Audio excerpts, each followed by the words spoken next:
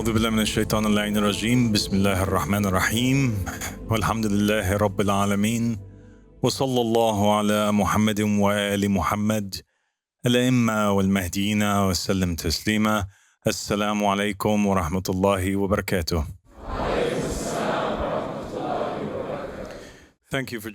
Merci de me rejoindre ce soir. Et ce soir, nous allons parler des anges. Ok? C'est un sujet très important, les anges, car il s'agit d'un article de foi pour les chrétiens ou les juifs et les musulmans, et il est essentiel d'y croire. On ne peut être juif, chrétien ou musulman sans adhérer à ce concept. Et les anges, les récits, les versets, les traditions de la Bible, de la Torah et du Coran parlent tous d'une civilisation intelligente qui vit parmi nous, qui vit au-delà de notre dimension terrestre, qui est responsable de nombreux événements de ce monde. Les anges sont considérés comme les serviteurs de Dieu et des servants de Mohammed et de sa famille, et des prophètes et des messagers. Donc il est important pour nous d'en apprendre le plus possible sur ce sujet. Aujourd'hui, nous allons donc étudier les anges à travers les paroles de la famille du prophète Mohammed, alayhimus salam. Tout d'abord, combien de personnes savent combien d'anges sont nommément cités dans l'Ancien Testament et dans le Tanakh? Qui sait? Personne? Ok, voyons voir. Des idées? 7. Des autres idées? 10. Bien, regardons. Dans l'Ancien Testament lui-même, nous avons Gabriel, il est mentionné par son nom, notamment dans le livre de Daniel, chapitre 8, versets 15 à 16. Daniel dit « Or, quand moi, Daniel, j'eus vu la vision et que j'en eus demandé l'interprétation, voici comme la ressemblance d'un homme qui se tint devant moi, et j'entendis la voix d'un homme au milieu de l'Ulaï. Il cria et dit « Gabriel, explique-lui la vision. » Et Daniel, chapitre 9, versets 20 à 22, il dit « Or, comme je parlais encore et faisais ma requête, et confessais mon péché, et le péché de mon peuple d'Israël, et répandais ma supplication en la présence de l'Éternel mon Dieu, pour la montagne de la sainteté de mon Dieu. Comme donc je parlais encore dans ma prière, ce personnage Gabriel, que j'avais vu en vision du commencement, volant promptement me toucha, environ sur le temps de l'oblation du soir, et il m'instruit, il me parla, et il me dit, « Daniel, je suis sorti maintenant pour te faire entendre une chose digne d'être entendue. » Le deuxième ange, qui est nommé dans l'Ancien Testament, est Michael. Et en fait, il n'y a que Gabriel et Michael. Il n'y a que 2 anges qui sont nommés dans tout le Tanakh. Mais le chef du royaume de Perse a résisté contre moi 21 jours. Mais voici, Michael, l'un des principaux chefs, est venu pour m'aider, et je suis demeuré là chez les rois des Perses. Et je suis venu pour te faire entendre ce qui doit arriver à ton peuple au dernier jour, car il y a encore une vision pour ces jours-là.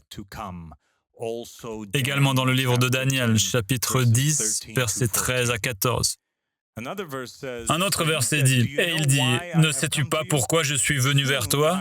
Or maintenant je m'en retournerai pour combattre contre le chef de Perse. Puis je sortirai, et voici, le chef de Javan viendra. Au reste, je te déclarerai ce qui est écrit dans l'Écriture de vérité.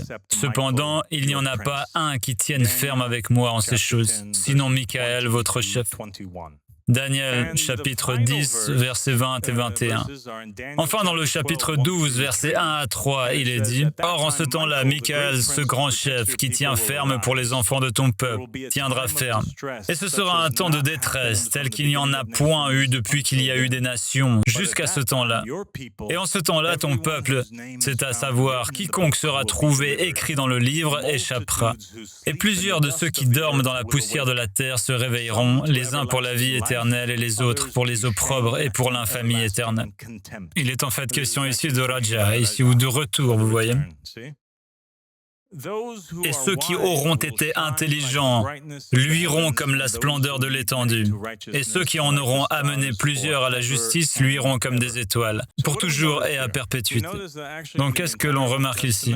On remarque que dans tout l'Ancien Testament, les anges sont nommés par leur nom uniquement dans le livre de Daniel. Ailleurs, ils apparaissent comme l'ange du Seigneur ou comme un ange anonyme luttant, par exemple avec Jacob, mais le seul endroit où ils sont nommés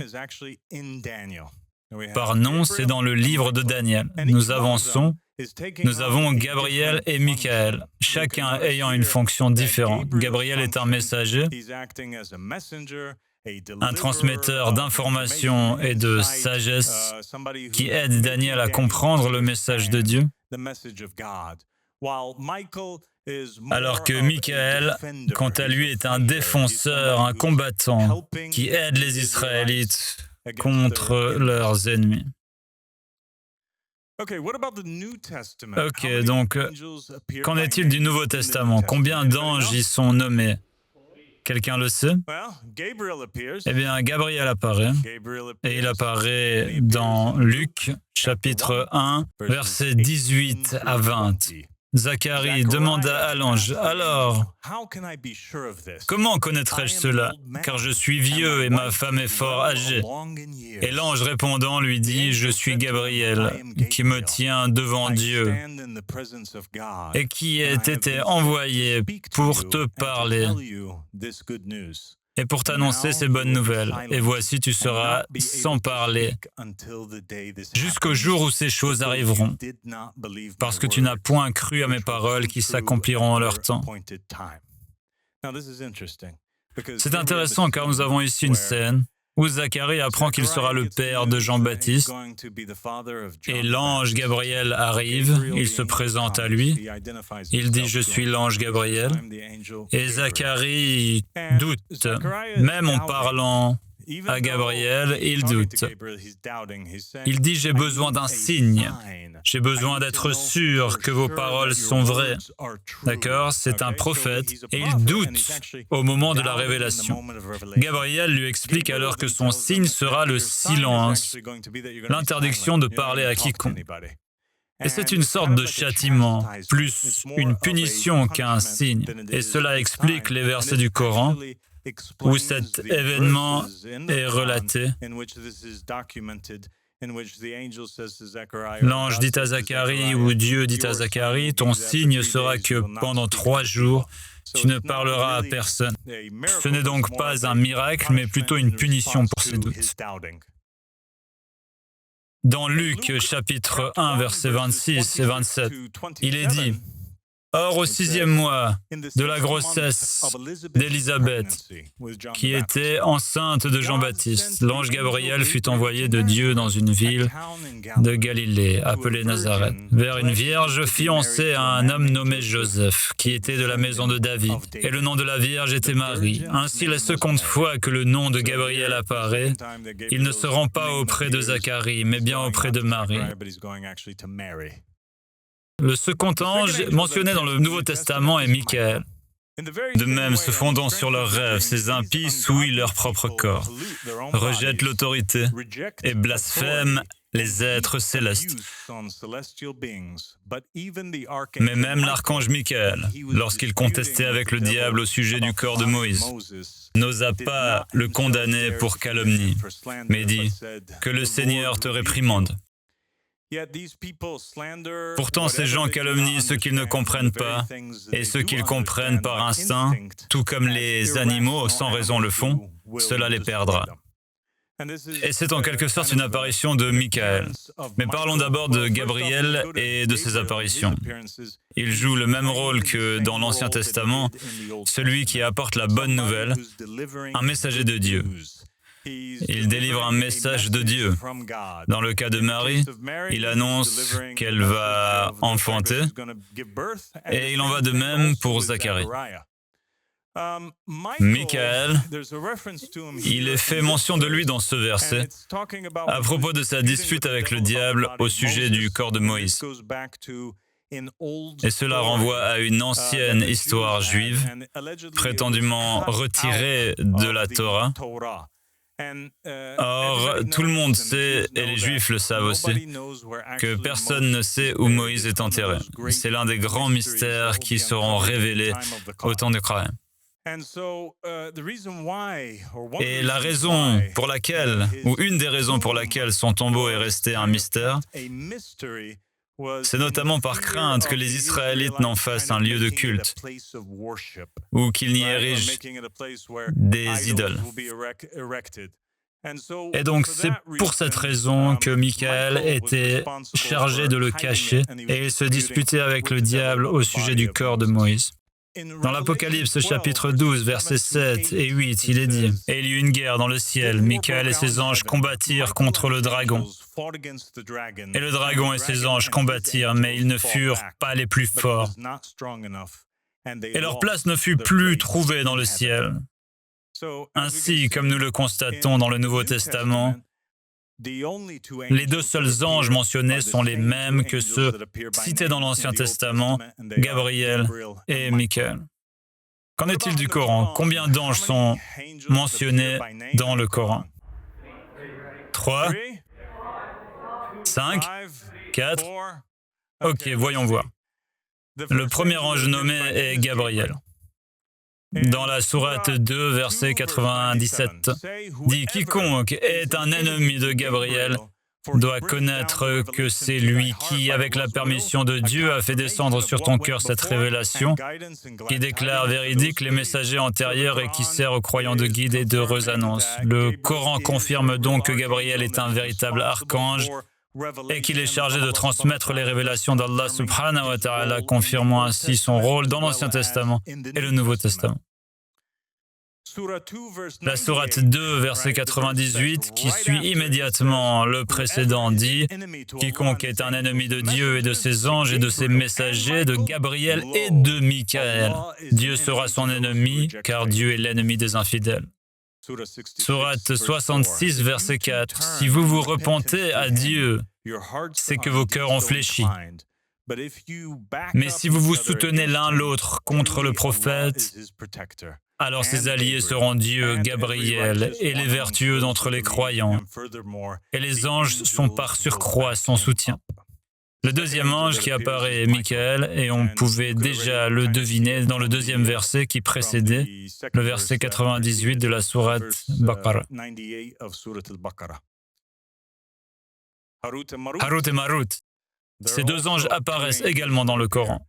Au verset 102 de la sourate Al-Baqarah, il est dit « Ils suivirent les enseignements mensongers des malins contre le pouvoir de Salomon. » Les blasphémateurs n'étaient pas Salomon, mais les malins, qui enseignaient aux hommes la magie et les choses révélées à Babylone aux anges Harut et Marut. Mais aucun d'eux n'enseignait de telles choses sans dire « Nous ne sommes là que pour une épreuve, comme un test. Donc ne blasphémez pas. » Ils apprirent d'eux comment semer la discorde entre époux, mais ils ne pouvaient nuire à personne sans la permission d'Allah. Et ils apprirent ce qui leur était nuisible et non ce qui leur était profitable. Ils savaient que ceux qui se livrent à la magie n'auront aucune part au bonheur de l'au-delà. Et quel prix vil était celui auquel ils vendaient leurs âmes s'ils l'avaient su. On compte donc 4 anges jusqu'ici et Harut et Marut agissent en quelque sorte comme des épreuves divines. Ils représentent une épreuve divine pour les êtres humains. Ils descendent avec un savoir spécifique qui peut être utilisé pour le bien comme pour le mal. Ceux qui ont échoué sont manifestement ceux qui ont appris cette magie et l'ont employée à des fins diaboliques. D'autres noms? Quelqu'un sait? Le prochain ange? Israfil? Malik? Voyons voir. Malik, sourate 43, 77. Et ils crieront, « Ô Malik, que ton Seigneur nous achève. » Il dira, « En vérité, vous êtes pour y demeurer éternellement. » Et voilà, c'est tout. Ce sont les seuls anges qui apparaissent directement par leur nom. Israfil apparaît bien dans le Coran, mais pas par nom. Il n'est mentionné que par allusion. Les anges apparaissent donc dans la littérature juive, chrétienne et islamique. Sous quelle forme? Comment apparaissent-ils? Eh bien, nous savons grâce aux écrits qu'ils apparaissent sous forme humaine. Sous quelles autres formes apparaissent-ils? Ils apparaissent aussi sous forme animale. Le saviez-vous? Ils apparaissent également sous forme de force de la nature. Et enfin, ils apparaissent sous forme d'objets inanimés, c'est-à-dire des objets sans vie. Donc, examinons chacune de ces catégories. Allons-y. La première, celle des anges sous forme humaine. Nous en avons des exemples. En voici un tiré de la Torah. De quelle scène s'agit-il? C'est Abraham. Abraham, c'est le moment où Abraham a reçu comme invité les 3 anges qui lui sont apparus en Genèse 18:2. Il est dit d'Abraham, car levant ses yeux, il regarda, et voici 3 hommes parurent devant lui. Remarquez qu'il est fait mention d'eux comme des hommes, car c'est ainsi qu'ils apparurent, comme des hommes, des êtres humains. Et les ayant aperçus, il courut au-devant d'eux de la porte de sa tente, et se prosterna sur la terre. Eux aussi apparaissent sous forme humaine, ce qui est source de confusion et qui a semé la confusion chez beaucoup de gens à travers l'histoire. C'est leur représentation comme des êtres avec des ailes. Ainsi, au fil du temps, certains ont cru à tort que lorsque ces anges sont apparus aux prophètes, ils étaient ailés. Or, le texte dit exactement le contraire. Voici Lot. Et voici 2 anges qui conduisent Lot et ses filles hors de Sodome et Gomorrhe. Et dans Genèse 19:5, on trouve toutes les preuves nécessaires pour démontrer que ces êtres sont apparus sous forme humaine. Les mauvaises personnes dirent quoi? Ils appelèrent Lot et lui dirent « Où sont les hommes qui sont entrés chez toi cette nuit? Fais-les sortir vers nous pour que nous couchions avec eux. » Il est donc clair qu'elle les considérait comme des hommes. Jacob. Or Jacob étant restant seul, dans Genèse 32, un homme lutta avec lui jusqu'à ce que l'aube du jour fût levée. Encore une fois, l'ange qui lutte avec Jacob est désigné comme un homme. Et quand cet homme vit qu'il ne pouvait point le vaincre, il toucha l'endroit de l'emboîture de sa hanche. Ainsi l'emboîture de l'os de la hanche de Jacob fut démise quand l'homme luttait avec lui. Et cet homme lui dit « Laisse-moi, car l'aube du jour est levée. » Manoah et sa femme. Quelqu'un sait qui sont Manoah et sa femme? Les parents de Samson. Exactement. En effet, les parents de Samson ont rencontré un ange dans le livre des Juges, chapitre 13, versets 9 à 11. Et Dieu exauça la prière de Manoah. Ainsi, l'ange de Dieu vint encore à la femme comme elle était assise dans un champ. Mais Manoah, son mari, n'était point avec elle. Et la femme courut vite le rapporter à son mari en lui disant « Voici, l'homme qui était venu l'autre jour vers moi m'est apparu. » Et Manoah se leva et suivit sa femme. Et venant vers l'homme, il lui dit « Es-tu cet homme qui a parlé à cette femme-ci » Il est donc évident que l'ange apparaît sous la forme d'un homme. Gédéon aussi a rencontré des anges, et l'ange de Dieu lui dit « Prends cette chair et ces gâteaux sans levain, et mets-les sur ce rocher, et répands le bouillon. » Et il le fit ainsi. Alors l'ange de l'Éternel, ayant étendu le bâton qu'il avait en sa main, toucha la chair et le gâteau sans levain. Et le feu monta du rocher et consuma la chair et les gâteaux sans levain. Puis l'ange de l'Éternel s'en alla de devant lui. C'est seulement à ce moment-là, imaginez donc, il est là avec cet homme et il lui prépare un repas. Il obéit à ses ordres. Tout cela, il ne sait pas vraiment qui il est. Ce n'est que lorsque le feu jaillit du rocher et que l'ange disparaît que Gédéon réalise qu'il s'agissait de l'ange du Seigneur et il s'écrie « Ah, Seigneur éternel !» Est-ce pour cela que j'ai vu l'ange de l'Éternel face à face? Juges chapitre 6. Josué. Or, dans le chapitre 5 du livre de Josué, il est dit « Or, il arriva, comme Josué était près de Jéricho, qu'il leva les yeux et regarda. Et voici, vis-à-vis de lui, se tenait debout un homme qui avait son épée nue en sa main. Et Josué alla vers lui et lui dit « Es-tu des nôtres ou de nos ennemis ?» Voici donc Josué, c'est un prophète d'Allah, subhanahu wa ta'ala, c'est un commandant. Il rencontre un ange, tout comme la plupart des personnes qui ont précédé, il ne le reconnaît pas immédiatement.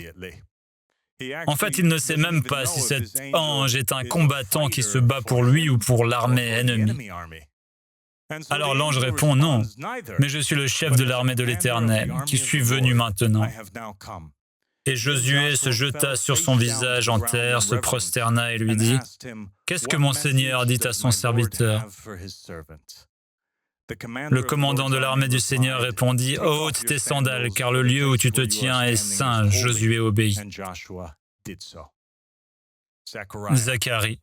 Dans l'évangile de Luc, chapitre 1, versets 11 à 20, « Et l'ange du Seigneur lui apparut, se tenant au côté droit de l'autel du parfum. Et Zacharie fut troublé quand il le vit, et il fut saisi de crainte.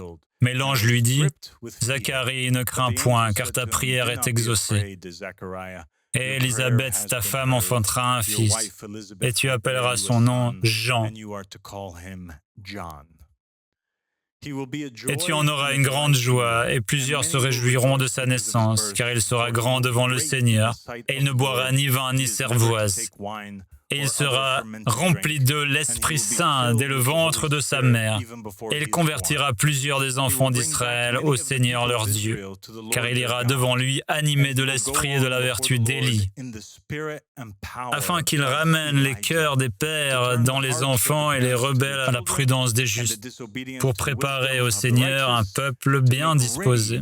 Alors Zacharie dit à l'ange, « Comment connaîtrais-je cela, car je suis vieux et ma femme est fort âgée ?»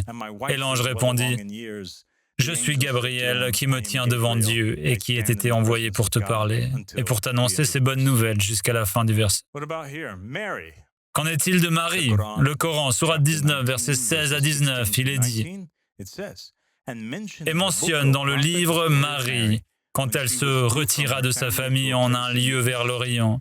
Elle mit entre elle et eux un voile. Nous lui envoyâmes alors notre esprit. Et ils ont supposé que c'était Gabriel, qui se présenta à elle sous la forme d'un homme parfait. Vous voyez, voici la clé. Il le dit directement. Dans le Coran, il est dit que Dieu affirme qu'il fut envoyé à Marie, Gabriel, l'ange messager, mais qui lui apparut uniquement sous forme humaine. Elle dit, « Je me réfugie contre toi auprès du tout miséricordieux, si tu es pieux. Ne m'approche point. » Elle ne le voyait que comme un homme.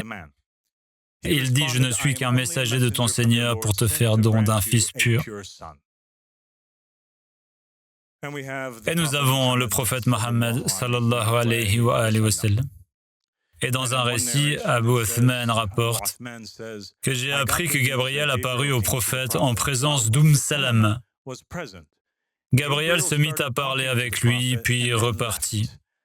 Le prophète demanda à Salama, « Sais-tu qui c'était ?»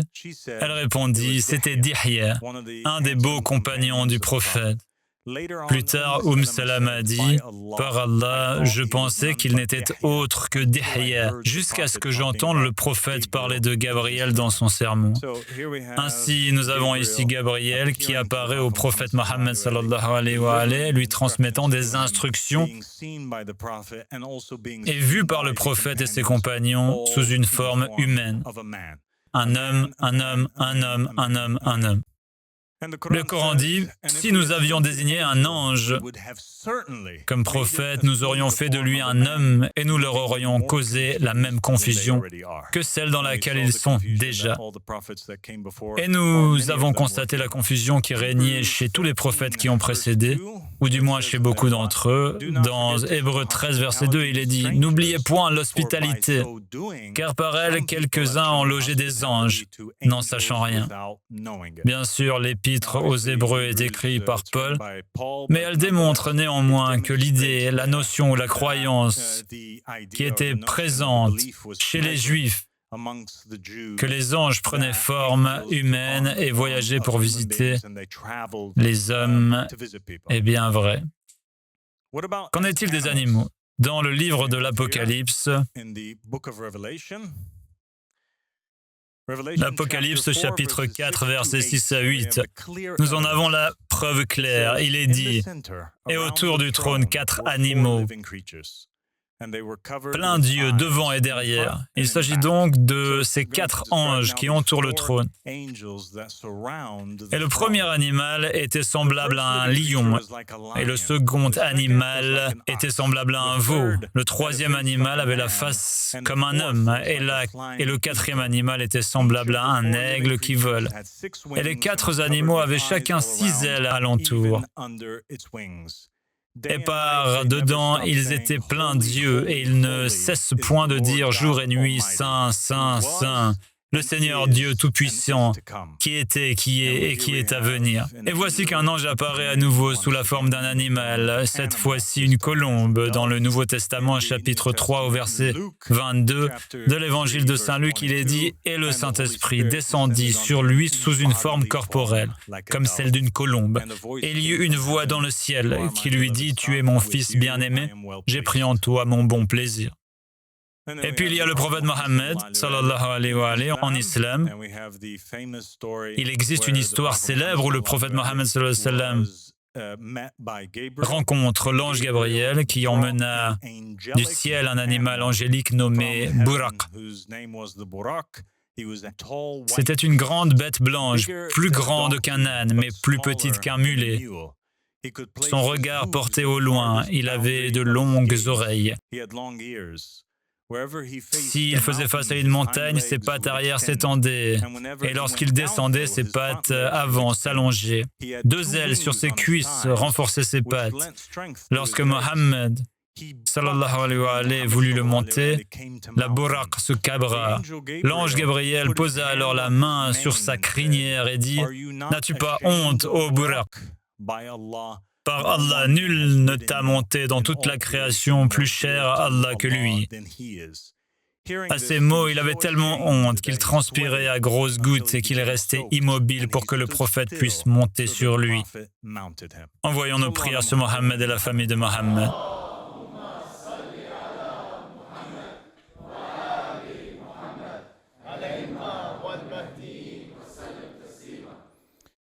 Nous avons donc maintenant démontré, nous avons prouvé sans l'ombre d'un doute, preuve à l'appui, et les preuves sont nécessaires, que les anges apparaissent à l'image des êtres humains et aussi à l'image des animaux. Qu'en est-il des forces de la nature? Qu'en est-il ici?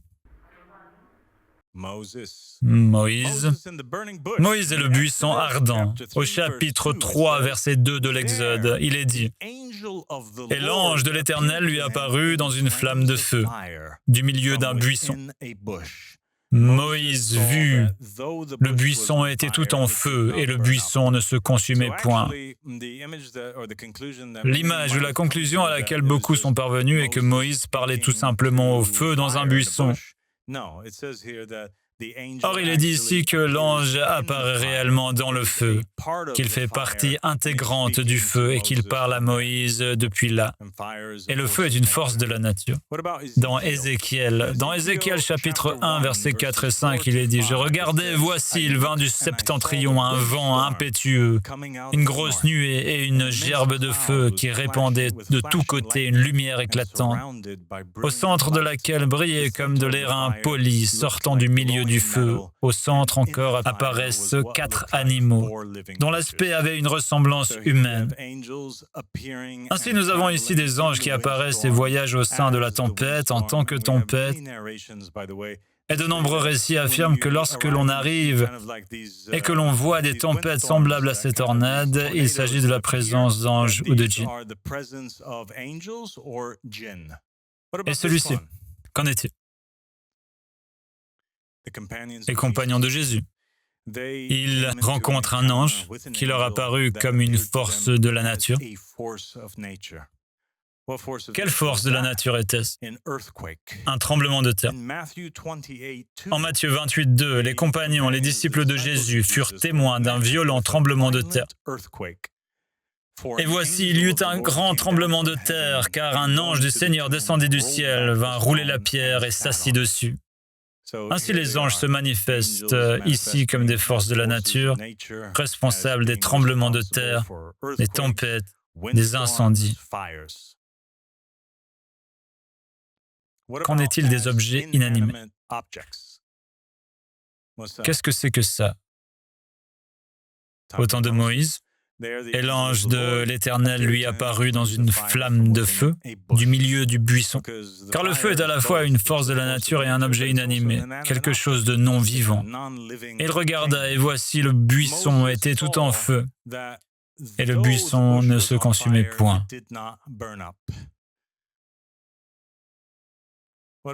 Et ici, dans l'histoire de Samson, l'ange de l'Éternel répondit à Manoah, « Quand tu me retiendrais, je ne mangerai point de ton pain, mais si tu fais un holocauste, je l'offrirai à l'Éternel. » Voyez, Manoah n'avait pas encore réalisé que c'était un ange de l'Éternel.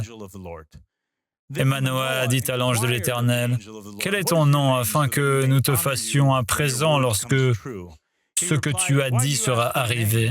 Et l'ange de l'Éternel lui dit, « Pourquoi t'enquiers-tu ainsi de mon nom? Car il est admirable. » Alors Manoah prit un chevreau, de lait et un gâteau, et les offrit à l'Éternel sur le rocher. Et l'ange fit une chose merveilleuse à la vue de Manoah et de sa femme. C'est là que la flamme montant de dessus de l'autel vers les cieux, l'ange de l'Éternel monta aussi avec la flamme de l'autel. Ce que Manoah et sa femme, ayant vu, se prosternèrent le visage contre terre. Et l'ange de l'Éternel n'apparut plus à Manoah ni à sa femme. Alors Manoah connut que c'était l'ange de l'Éternel, et Manoah dit à sa femme, « Certainement, nous mourrons, parce que nous avons vu Dieu. » Juge 13, versets 16 à 22. Et je donnerai une conférence sur un point précis. Nous en avons d'ailleurs une dans la playlist de l'École des mystères divins, qui traite de la confusion qui régnait chez de nombreux prophètes. Nous en voyons ici des exemples. Manoah et sa femme ne savent pas s'ils parlent à un homme dans ce verset. Ils ne savent même pas s'ils parlent à un ange. À un moment donné, ils pensent parler à Dieu lui-même. Et nous voyons clairement ici que l'ange se fond dans la fumée et qu'il manipule l'objet inanimé et qu'il voyage avec elle. Et que dire de ceci? L'arche de l'Alliance. Dieu ordonne à Moïse, « Tu feras 2 chérubins d'or, tu les feras d'or battu, aux 2 extrémités du propitiatoire. Fais un chérubin à l'une des extrémités et un chérubin à l'autre extrémité. Vous ferez les chérubins sortant du propitiatoire à ces 2 extrémités. Et les chérubins étendront les ailes par-dessus, couvrant de leurs ailes le propitiatoire et se faisant face l'un à l'autre. Les chérubins auront la face tournée vers le propitiatoire. Tu mettras le propitiatoire sur l'arche et tu mettras dans l'arche le témoignage que je te donnerai. C'est là que je te rencontrerai, du haut du propitiatoire, entre les 2 chérubins placés sur l'arche du témoignage. Je te donnerai tous mes ordres pour les enfants d'Israël. »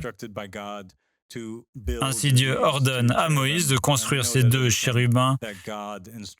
Et nous savons que tout ce que Dieu ordonne de construire et tout ce qu'il crée est plein de vie. Et c'est précisément entre ces 2 images que Dieu décide de communiquer avec les Israélites.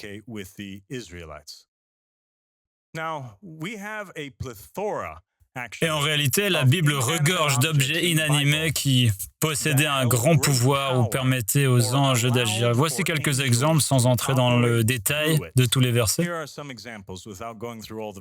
Prenons le bâton de Moïse qui se transforme en serpent, sépare la mer Rouge, fait jaillir l'eau du rocher et est utilisé lors des fléaux.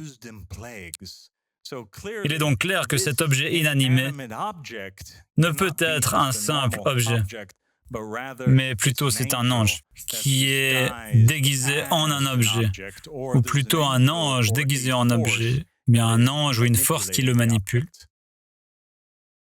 Citons également le bâton d'Aaron, qui bourgeonne et produit des amandes du jour au lendemain, signe du choix divin.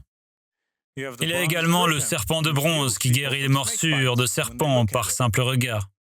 L'arche d'alliance dont nous avons parlé a le pouvoir de tuer, de bénir, de provoquer des fléaux et d'incarner la présence divine au combat.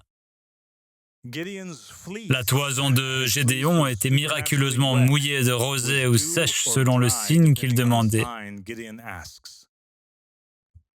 Le manteau d'Élie dont il se sépara symbolisait le Jourdain.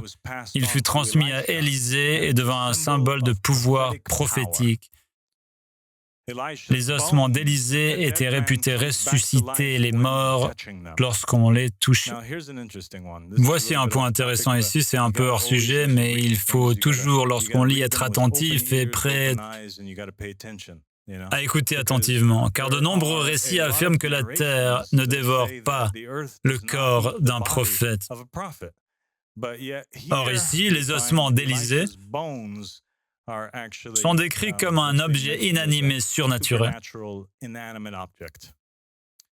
L'Urim et le Tumim servaient à obtenir la guidance divine, à tirer au sort ou à trouver des réponses.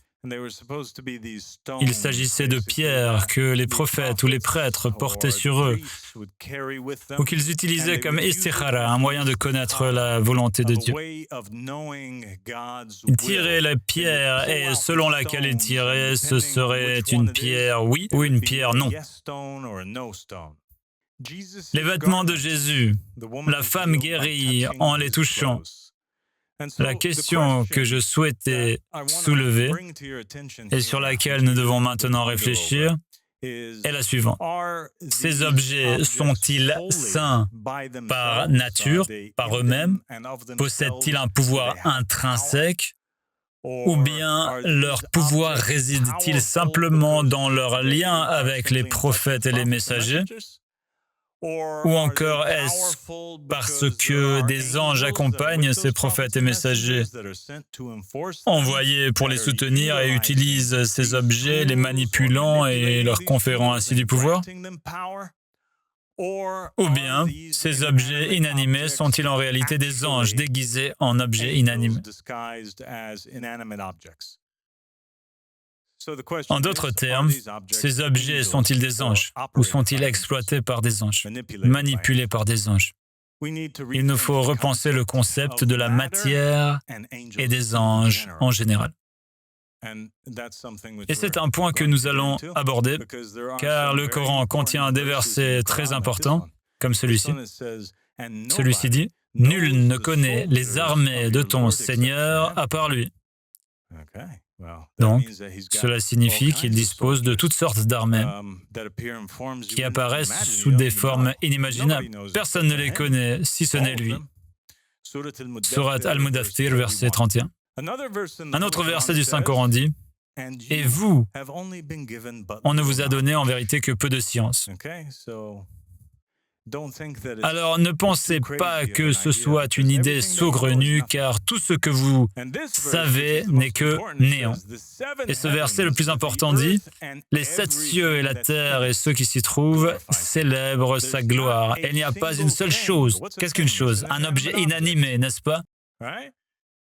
Il n'y a pas une seule chose qui ne célèbre sa gloire et ses louanges.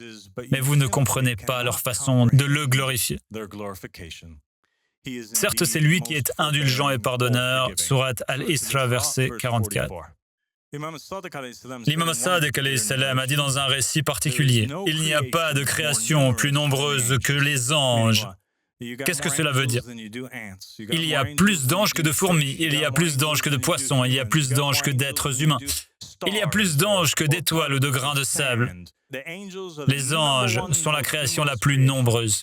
En effet, chaque nuit, 70 000 anges descendent du ciel et font le tour de la maison sacrée. Ils tournent donc autour de la maison sacrée, la Kaaba, toute la nuit et de même chaque jour. L'imam Sadiq alayhi salam a dit, et c'est un exemple intéressant, il a dit « Quiconque jeûne pour l'amour d'Allah, le puissant et le majestueux, par une journée de forte chaleur, et il est ensuite pris de soif, donc quelqu'un jeûne et a soif. Que se passe-t-il? Allah lui assignera 1000 anges qui lui essuieront le visage et lui annonceront la bonne nouvelle. » Donc l'image que nous avons en tête des anges comme étant d'immenses êtres zélés est donc manifestement incorrecte. Ibn Abbas rapporte que des Juifs interrogèrent un jour le prophète sallallahu alayhi wa alayhi au sujet du tonnerre, du Ra'ad.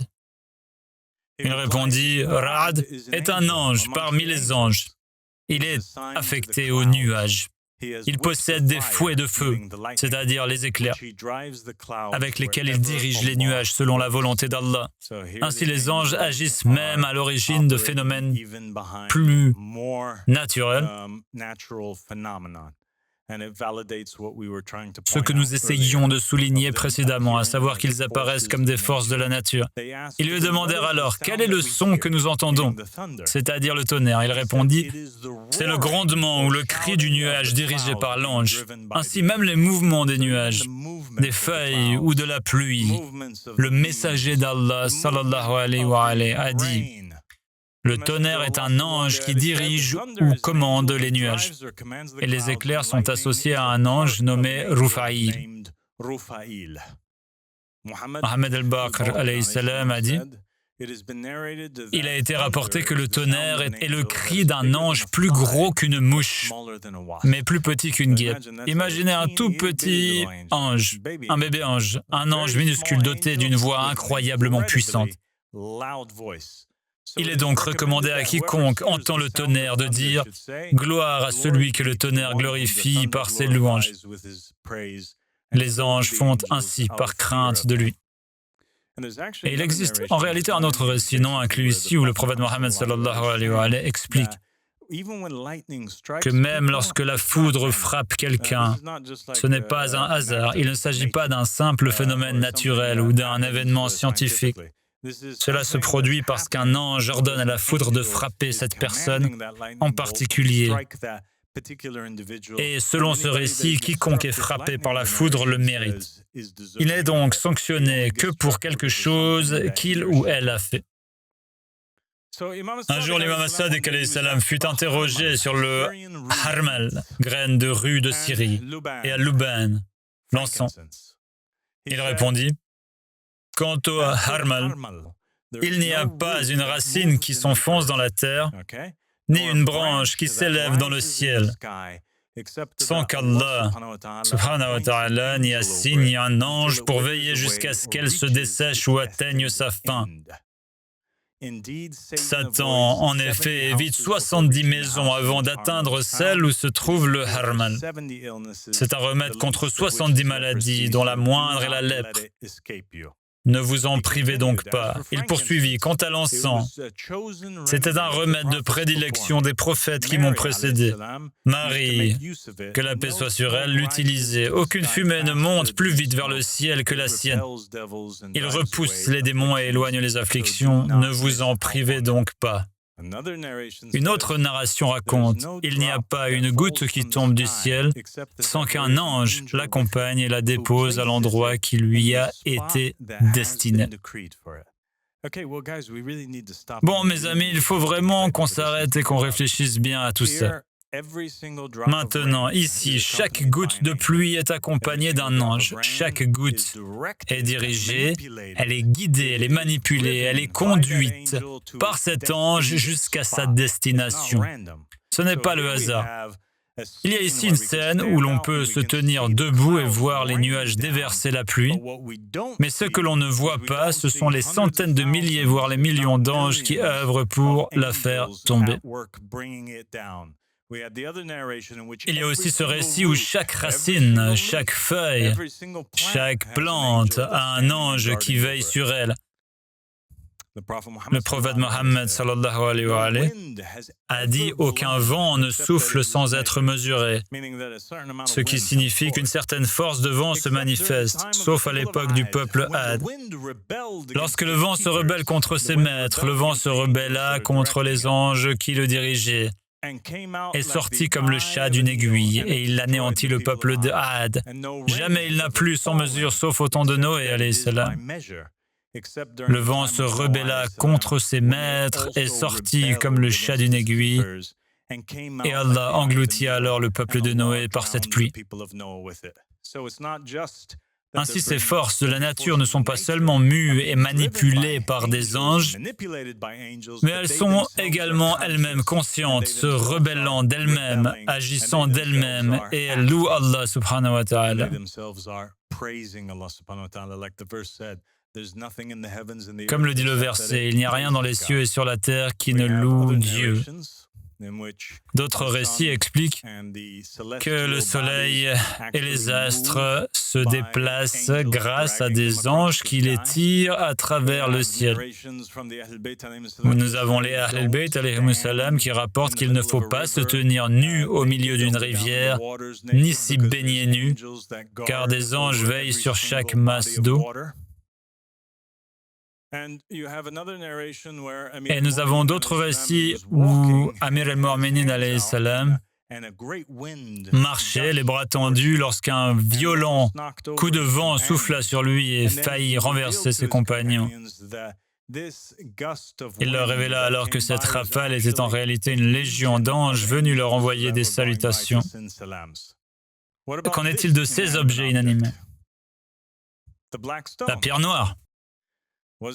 Elle était un ange, et nous le savons, et c'est la preuve ultime que les anges peuvent se déguiser en pierre, en murs, en statues, en piliers, en rochers, en sable, en toutes choses. Et ici est donc la narration. Abu Abdullah, que la paix soit sur lui, m'a demandé « Sais-tu ce qu'était la pierre noire ?» J'ai répondu non. Il a dit « C'était un grand ange parmi les puissants anges d'Allah. » Lorsque Allah a conclu l'alliance avec les anges, cet ange fut le premier à croire et à reconnaître l'alliance. Alors Allah le nomma gardien de toute sa création. Il lui confia l'alliance et lui en remit la garde. Allah ordonna ensuite à la création de renouveler chaque année son acceptation de l'alliance et du serment qu'Allah leur avait fait prêter à cet endroit. Il plaça ensuite Adam au paradis afin de lui rappeler l'alliance et de renouveler chaque année son acceptation en sa présence. Quand Adam a péché et a été expulsé du paradis, Allah lui a fait oublier l'alliance et le serment qu'il avait pris de lui et de sa descendance pour Mohammed et son successeur Ali. Adam est resté perplexe et confus.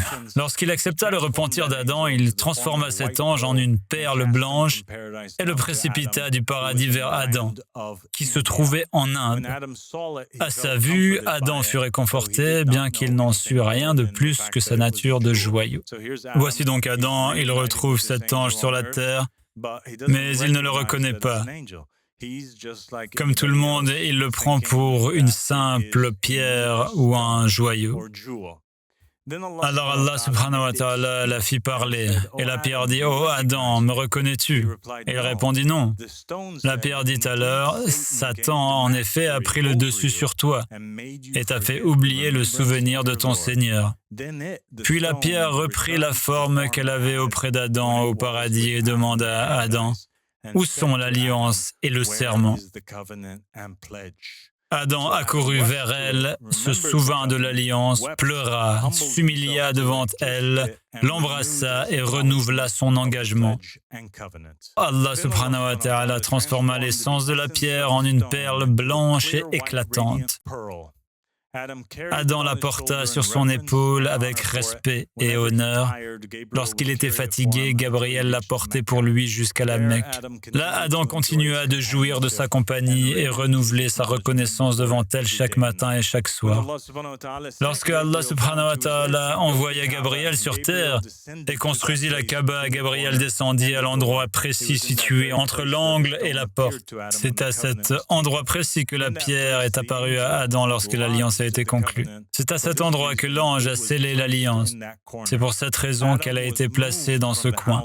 Adam a été déplacé de la maison à Safa et Ève à Marwa, et la pierre a été placée dans le coin. Adam a glorifié, loué et magnifié Allah. C'est ainsi qu'a commencé la tradition de glorifier Allah en se tournant vers la pierre angulaire. Voici un récit intéressant. Il rapporte que le messager d'Allah, sallallahu alayhi wa alayhi, a dit que le Mehdi apparaîtra et au-dessus de sa tête se trouvera un nuage avec quelqu'un qui appellera « Voici le Mehdi, le calife d'Allah ». Maintenant, si on examine ce récit, nous y découvrons des éléments intéressants. L'un d'eux est cet appelant. Et on sait d'autres récits comme celui d'Amir al-Mu'minin, Ali ibn Abi Talib alayhi salam, qui dit « Quand un appelant s'écriera depuis le ciel, La vérité sera en effet avec la famille de Mohammed sallallahu alayhi wa sallam. À ce moment-là, le Mehdi sera connu de tous. Et les gens parleront de lui en secret et il sera le seul qu'ils mentionneront. Et cet appelant qui s'écriera, quand vous entendrez cette voix pendant le Ramadan, c'est-à-dire la première voix, ne doutez pas qu'il s'agisse de la voix de Gabriel. Le signe distinctif est qu'il prononcera le nom du Mehdi et celui de son père. Or, que dit le premier récit? Que le Mehdi va apparaître et qu'un nuage planera au-dessus de sa tête avec un appelant qui appelle. Et dans d'autres récits, lorsqu'il est question d'un appelant qui appelle, il s'agit d'un ange. L'appelant peut donc être associé à un ange. Et ici, le récit dit qu'il va apparaître une nuée au-dessus de sa tête, avec l'appelant dans la nuée, ou associé à celui-ci. Et cela signifiera qu'il s'agit du Mehdi, le calife d'Allah. Le rôle de cet appelant ou de cet ange qui apparaît dans la nuée avec le Mehdi est de faire connaître son identité, de l'aider à l'identifier, à savoir qui il est. Et voici le mot arabe utilisé dans le récit. Al-Ramam, qui signifie quoi? Une nuée, un nuage qui modifie l'apparence du ciel. Et il est similaire à Al-Amam. Al-Ramam, Al-Amam. Al-Amam signifie un turban, ce qui est enroulé autour de la tête. Mais ce même mot a aussi une autre signification dans le récit si on le prononce légèrement différemment. Al-Rimam, il désigne ce qu'on attache autour de la gueule d'une bête pour l'empêcher de manger. Mais il a aussi une autre signification. Savez-vous laquelle? Il désigne ce qu'on utilise pour couvrir les yeux d'un bœuf ou d'un animal similaire lorsqu'il se retourne, afin d'éviter qu'il n'ait le vertige. Il fait référence à cette coiffe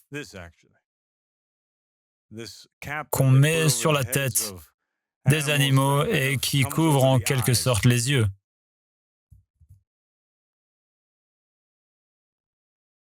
Et ainsi, le messager d'Allah, sallallahu alayhi wa alayhi, alors qu'il essayait de décrire le Mehdi à venir aux gens qui ne connaissaient pas le bonnet,